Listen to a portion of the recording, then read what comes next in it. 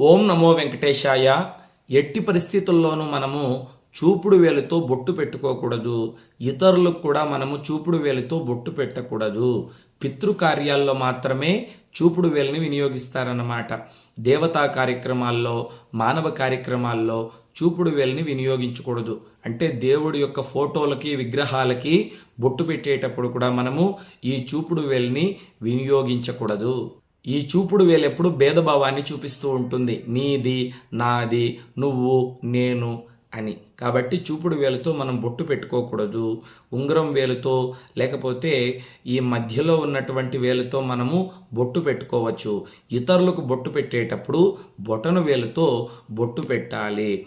మన ఇంట్లో ఏదైనా శుభ కార్యక్రమాలకు, పెళ్ళిళ్లకు, గృహప్రవేశాలకు, నామకరణాలకు ఎవరినైనా మనము ఆహ్వానించేటప్పుడు బొట్టు పెట్టి ఆహ్వానిస్తే చాలా శుభప్రదం.